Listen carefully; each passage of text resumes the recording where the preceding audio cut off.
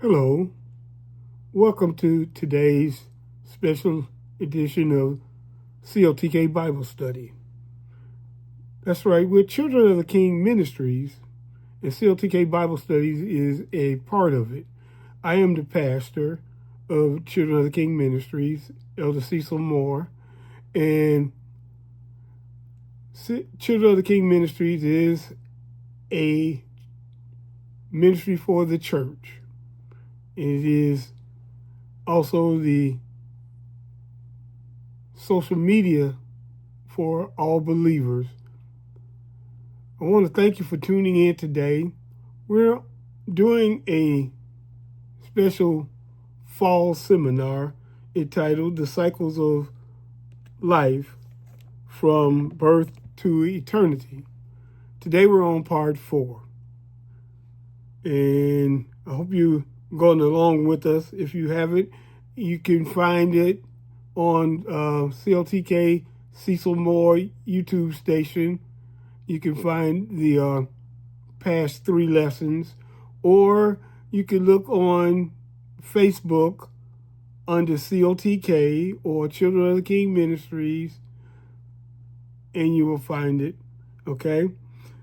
So, today we're going to talk about the first sin. The first sin. And we're going to look at Genesis chapter 3, verses 4 through 7. Genesis chapter 3, verses 4 through 7. Now let me set up the stage. We talked about the creation. Adam and Eve are now in the garden. Adam's main responsibility was to cultivate the garden. And Eve's main responsibility was to be a helper for Adam, a companion. God told them certain instructions that they had to do: to be fruitful, multiply, replenish the earth, and subdue it, and to have dominion over all the fish of the sea and the birds of the air and the cattle and beasts that walked around on the earth, and over every living thing that moved on the earth. They were told to have dominion over. Okay? So God made Eve because he said it's not good that the man should be alone. And he knew that the man couldn't reproduce by himself. He could not make more of him by himself. So he made a woman who was his counterpart. And together they could create more and more of their kind, because every seed was to produce after its own kind. As we talked before, animals produced whatever specific species of animal they were. You didn't find lions producing tigers. You didn't find eagles producing bears. Every seed produced after its own kind. And it's still going on today. That's the process that God did it. All right? Anybody that tells you anything other than that, they're not telling the truth. All right? Because as we spoke last week, the spirit of the process of evolution, where it's believed that man evolved from a monkey. Well, it goes a little bit deeper than that. It says that man came up out of the sea as a little bitty creature that grew up, and I guess it became a monkey, and then it became a man. Well, that is a falsity. And that is limiting the power of God. Matter of fact, it's a smack in God's face, because God made each and everything to produce after his own kind. He didn't make something to evolve into something different. All right? Understand that. All right. So, Adam was told, after God put him in the garden, he put him in the Garden of Eden, that he could eat from every tree in the garden that bore fruit and food for him. All the trees were good to look at, and they had food, for a food source for him. He could eat from every tree in the garden except the tree of the knowledge of good and evil, which was in the middle of the garden, as we'll find out later. Okay? Because he said, the day that you eat of it, you shall surely die. So now today we're talking about the first sin, and we're setting it up where they're in the garden and a serpent, a snake, who was possessed by Satan, came to Eve and had a conversation. And this is where we're picking it up. Verse 4 of Genesis chapter 3. And the serpent said unto the woman, ye shall not surely die, because it's what God had told them, that they will surely die. Verse 5, for God doth know that in the day ye eat thereof, then your eyes shall be opened, and you shall be as gods, knowing good and evil. Now, there's a little problem here. He said their eyes will be open. Well, it's obvious that their eyes were already open because she could see. She saw the serpent. So he's not talking about their physical eyes. He's speaking a mental awareness. Their mind would be open. All right?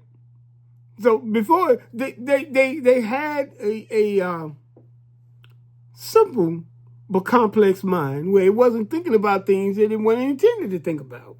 And good and evil was not one of the things that they were supposed to think of. Everything was all right with them because God had said when he made everything that it was good. So they had no concept of what evil was. So when Satan started talking, she started listening. Verse 6, and when the woman saw that the tree was good for food, she saw. We go back to that point where the devil said, your eyes will be open. Well, she saw that the tree was good. It was good. Now, there are three major things that happen to us in developing sin. And it's found in the scripture in the New Testament.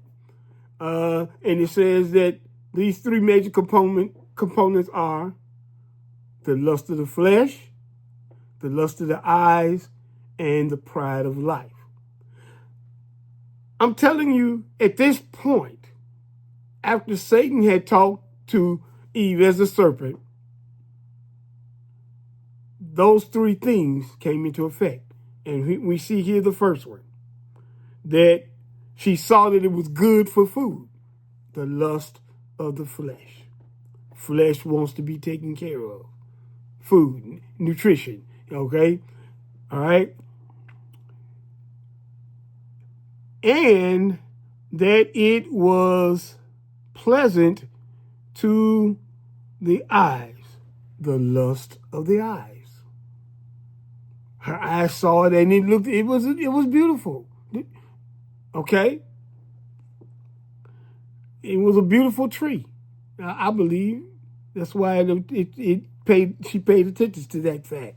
And a tree to be desired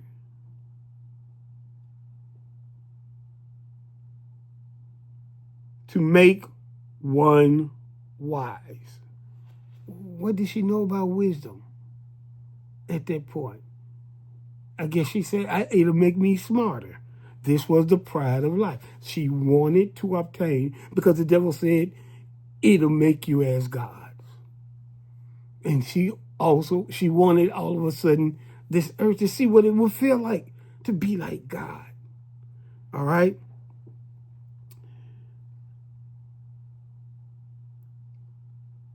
Okay. She took of the fruit thereof and did eat. Now, there's another thing. When she was originally telling Satan what God said, she said, yeah, and the Lord said we can eat from every tree, from all the trees, except the one that was in the midst of the garden. Speaking of the tree of the knowledge of evil. Because she said, for if we touched it or ate it, we would die. Well, the problem here is God didn't say anything about touching it. Because understand this, if they were running around, they accidentally ran into it. That's touching it. Touching it was not wrong. There was nothing wrong with touching it. It was eating the fruit. All right? So she did eat and gave to her husband with her, and he did eat. All this time, Adam was there. Now, in being the person that had dominion over all of the animals and everything that would walk, that creeped and lived on the earth, Adam had the responsibility that he did not live up to at that point. Adam should have told the serpent to shut up and leave. And it would have been all. Because the serpent would have had to do it because Adam had dominion. But Adam didn't do that. And you know, I grew up in the Baptist church, and in my early years of age, they always told us that Eve ate from the tree, and then she went home to where Adam was, and she fixed it up and showed it to him and gave it to him. But the problem with that is the word of God says right here that he was with her. He was there all the time. She didn't have to go and find Adam. He was there. He heard the whole conversation. He saw everything that took place.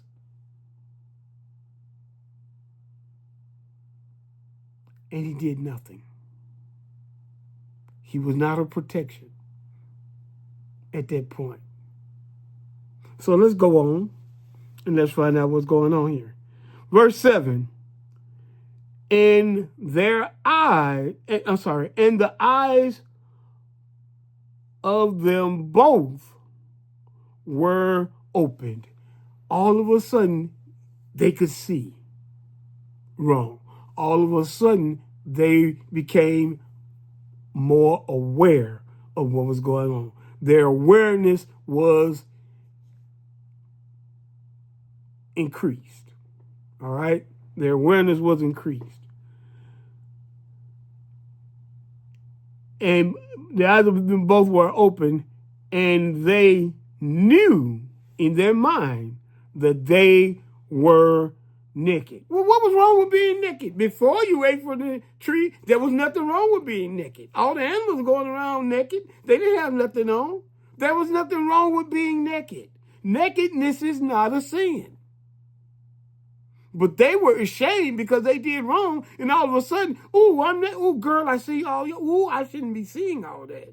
And man, I say, I shouldn't be seeing all that. But there was nothing wrong with being naked at that point, before then. All right? So they saw that they were naked, and they knew that they were naked, and they sewed fig leaves together and made aprons. They took the fig leaves and they fastened them together, and they made something to cover the body parts that they were embarrassed about. I guess Eve covered her breast and everything, and Adam went from and covered his chest and everything so that they couldn't see each other's nakedness. Because they had eaten from the tree and their awareness was increased, they felt that that was a wrong thing to see each other unclothed. All right? The Amplified Bible puts those verses like this. But the serpent said to the woman, you certainly will not die, for God knows that on the day you eat from it, your eyes will be opened.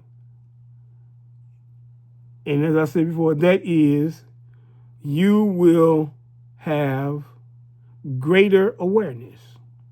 All right? And you will be like God, knowing the difference between good and evil.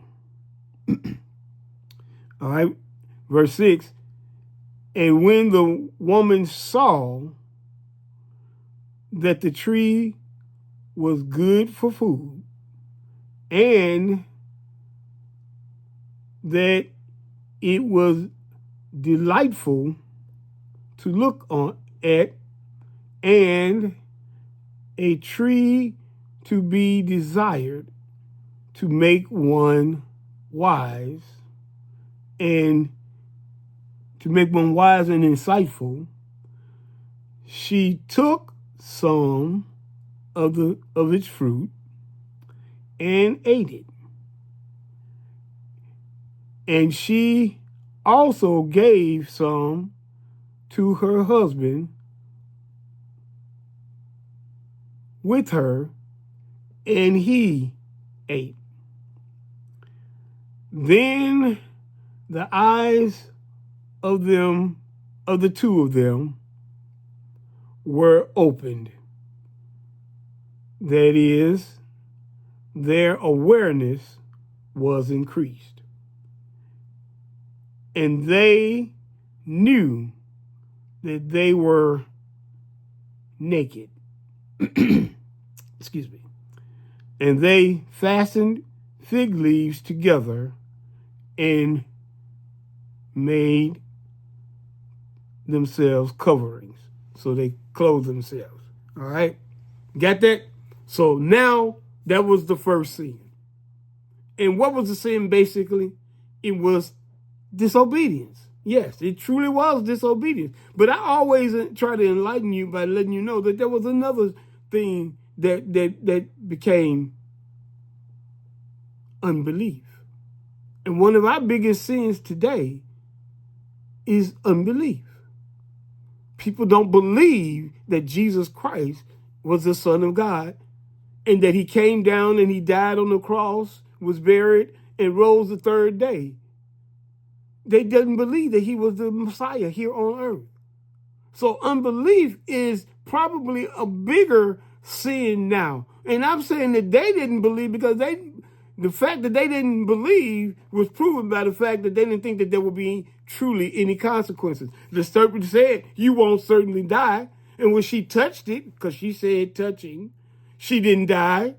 So she ate it. And she didn't die. And so Adam ate too. And neither one of them died physically. But they did die spiritually. Because now they were no longer allowed to be in the presence of God. Because now they had made themselves unrelated to God. They had disobeyed him and didn't believe that he was going to whoop them because it didn't happen right away. You know, it's like you get in trouble. Your mom tells you don't eat any cookies out the cookie jar. And as soon as she turns her back, you eating the cookies. And she comes back and asks you, did you eat the cookies? I know I didn't eat the cookies, but the evidence is all over your face. And she said, well, I'm going to tell your daddy when he gets home, and he's going to get you. And all day goes on. Your daddy comes home, and he doesn't do anything right away. And right before you go to bed, your daddy takes care of the punishment and whoops you for being disobedient. And once you went most of the day and you felt like, well, dad didn't whoop me, so I'm okay. And then you get the whooping. That's just an instance to make you think. It's not exactly 100% clear or 100% right. I'm just giving it as an example, okay? All right? Now let's look at a point called long-lasting consequences of sin. The long-lasting consequences of sin. Excuse me, I got to correct something real quick. Where's the O? There it is. Okay. The long-lasting consequences of sin. That means it's not a short time. When you disobey God, that sin lasts for a long time. Let's look at Genesis chapter 3, verses 17 through 19. And these are some of the consequences that came from the sin. Verse 17. And Adam had already talked.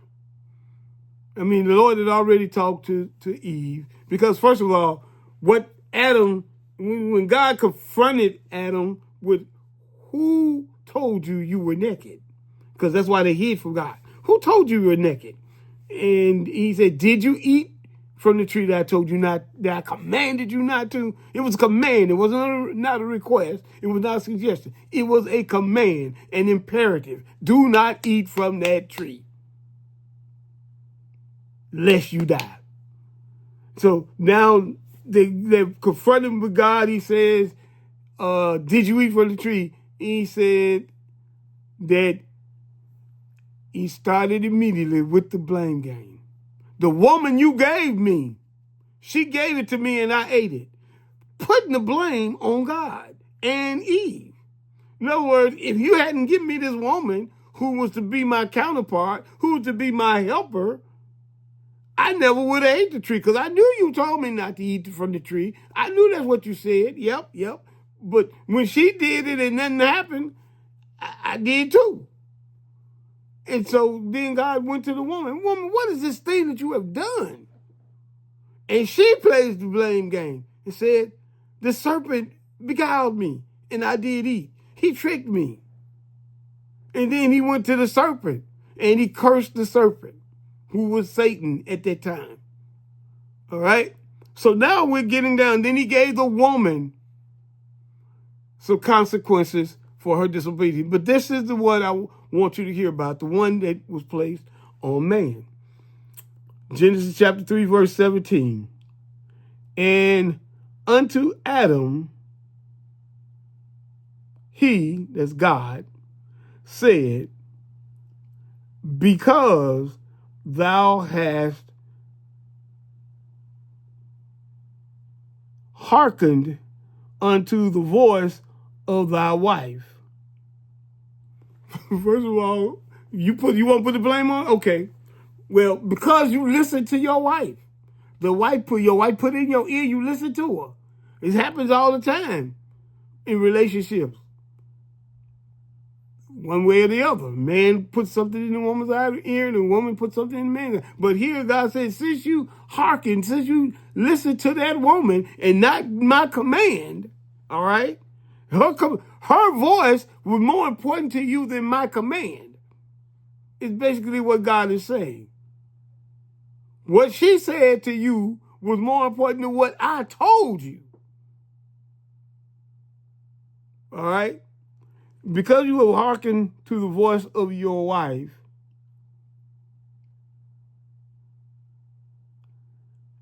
and has eaten of the tree, that is the tree of the knowledge of good and evil, which I commanded thee, saying, thou shalt not eat of it.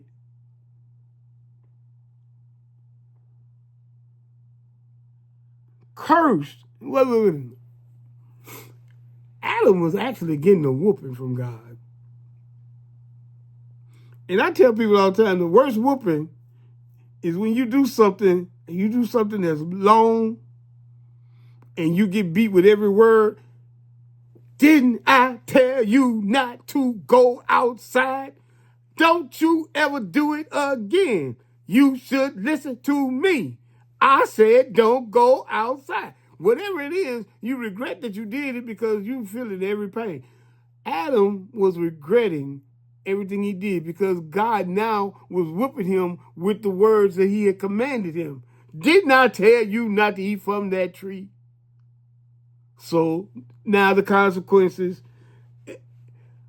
come, and here they are.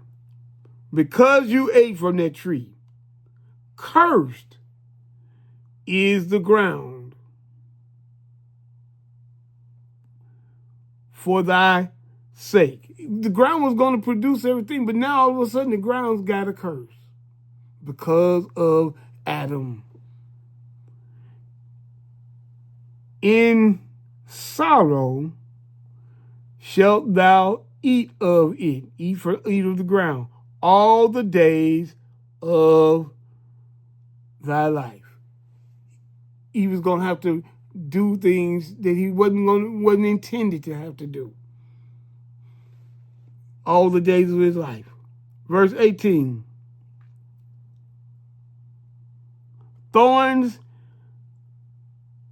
also and thistles shall it bring forth to thee. And thou shalt eat the herbs of the field. Now they got to live off herbs at the field from the ground. All right, verse 19. In the sweat of thy face shalt thou eat bread till thou return unto the ground, for out of it wast thou taken. For dust thou art, and unto dust shalt thou return. Adam, I told you you're going to die.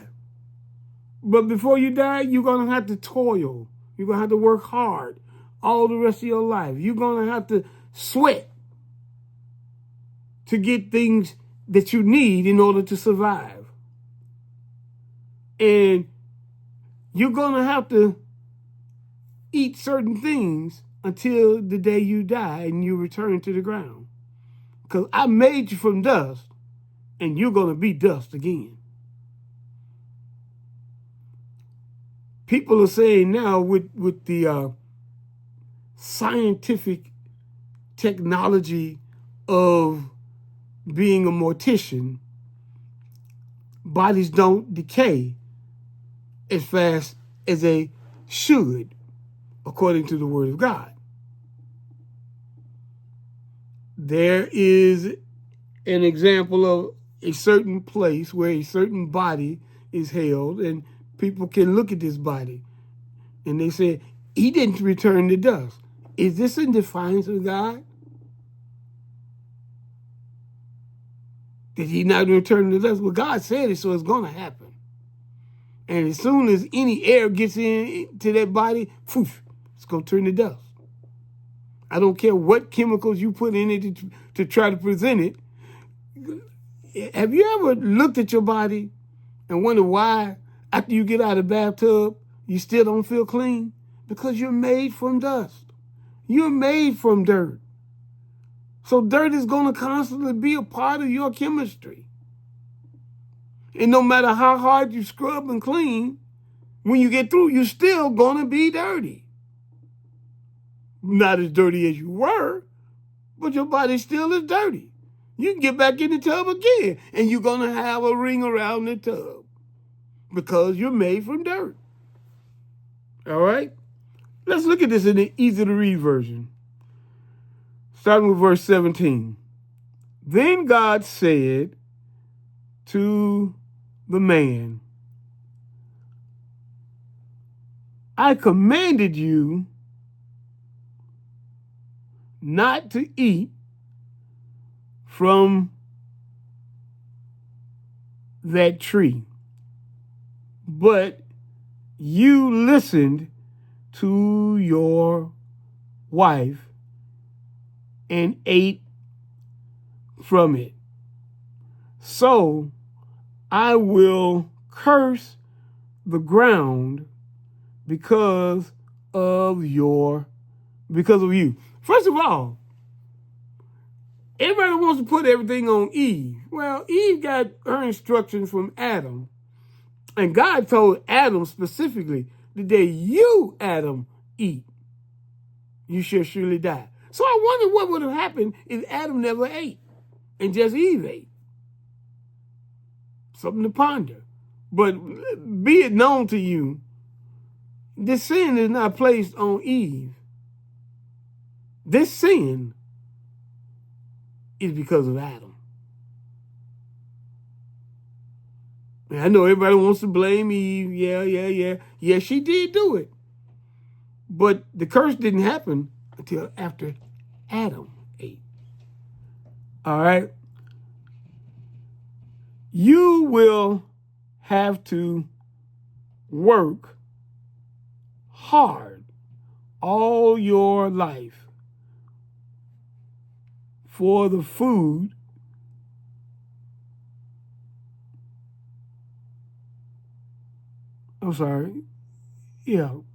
you'll have to work hard all your life for the food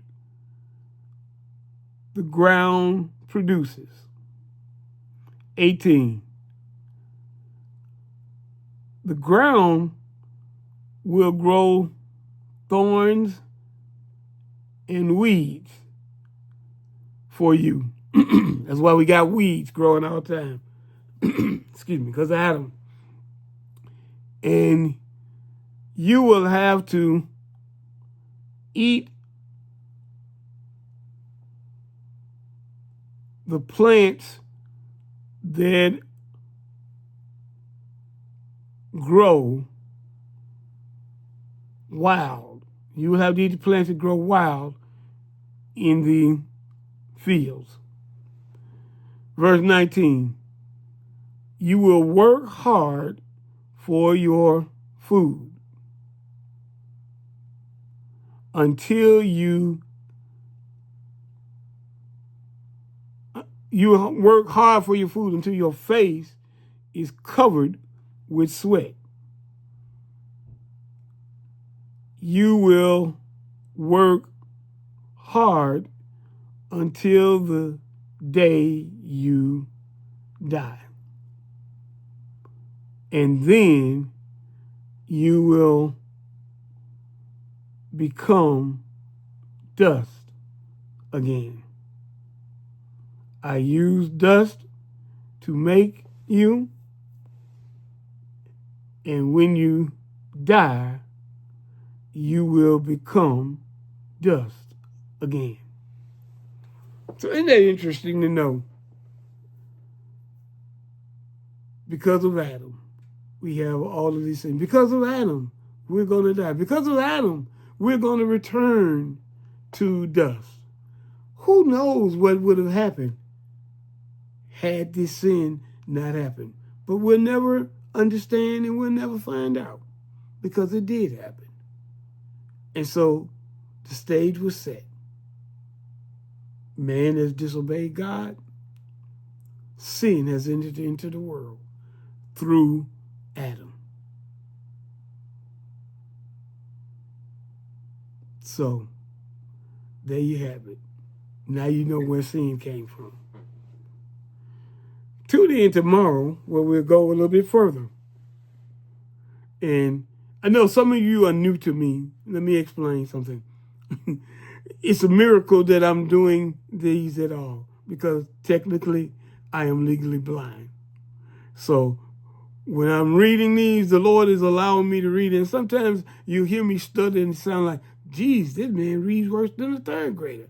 That's because sometimes I have to really focus and see what the word is. I can't look at it on white with black letters because it affects my eyes. So I have to look at a black screen with white letters and or yellow letters sometimes, and it makes it a little bit difficult. I'm just saying this. I'm not going to be explaining this all the time. I just want you to know I'm not illiterate. I can read. All right? And it's by the Spirit of God that I'm being able to do this because I am legally blind. I'm going to be healed. This I believe with all my heart, that God is going to heal me from this blindness. But until that day, I'm going to continue to do his work. I'm not going to be hindered and stop doing his work just because the devil has attacked my vision. All right? And I hope you say to Satan, you're not going to stop me from doing what I have to do with a few little snares, little traps, little hurdles. I can leap over those and keep going because I press toward the mark for the prize of the high calling of God, which is in Christ Jesus. I love you. I will see you on tomorrow, 6 o'clock hour. God bless you. And go tell somebody about our study, our fall seminar, The Cycles of Life from Birth to Death. And I guarantee you, it's going to get more and more interesting. All right? God bless you.